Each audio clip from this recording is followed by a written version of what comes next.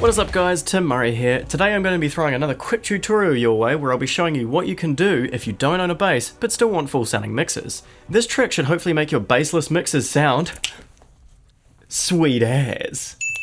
I literally bought this just for that joke, so now I feel like I'm actually going to have to use this for something. Firstly, to cover my ass from certain comments, this is not intended as a replacement for bass guitar. I see this as being really helpful for anyone recording on a tight budget that wants to just get their music out there, but they don't own or have access to a bass guitar. Or on the other hand, could also be fun for people that like bands like Royal Blood.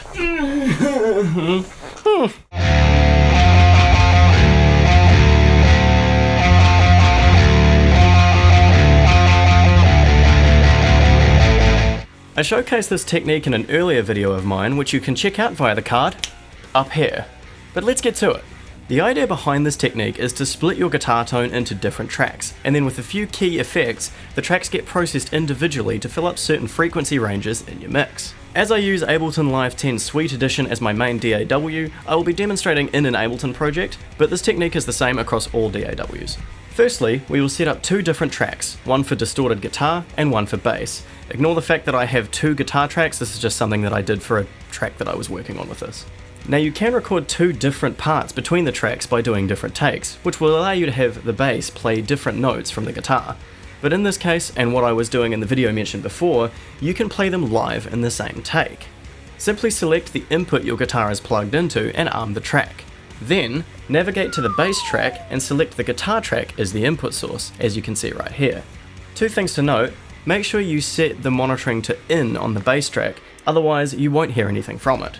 And also, make sure you're grabbing the audio from the guitar track pre-effects, otherwise you'll be working with a distorted sound rather than a DI, and it will probably sound like arse. Seeing as we aren't really focusing on the distorted guitar tone here, I'll simply be using Fortin NTS Suite from Neural DSP. Not sponsored, but buy it, it's the tits. First thing to add to our bass track is an EQ.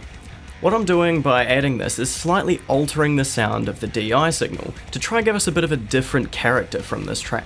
If you've ever heard a bass DI and a guitar DI in the same octave, you'll know that the bass DI will generally have a more prominent low end, but also a bit of a peak in the high end for that string clack kind of thing. It is kind of dependent on the pickups really. However, I have factored this in with this EQ and made adjustments accordingly. Second in the chain is the most important part of the tone, and the part that can be kind of done a few different ways. If you want to have your bass part be an octave lower than your guitar, which is generally the case unless you're using ridiculously low tunings,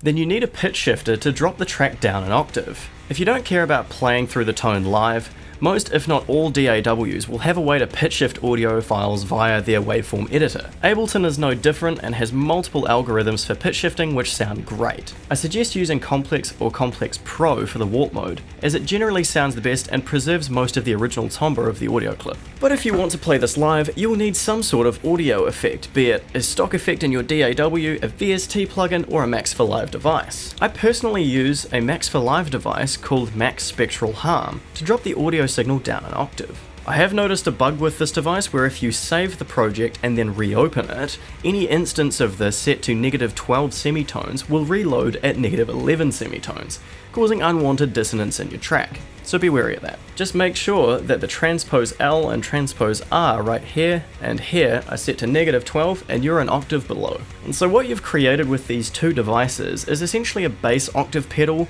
but with more control over the tonal qualities of the signal. From this point, you can now create a bass tone with your favorite plugins. I'd fully suggest you using a new VST called Parallax, a multi-band bass distortion plugin from Neural DSP. Once again, not sponsored, it's just the tits. And that's basically it. The rest is up for you to play around with. If you want me to follow this up with a proper bass tone tutorial / discussion video, let me know in the comments below. So thanks for watching, Timmy out.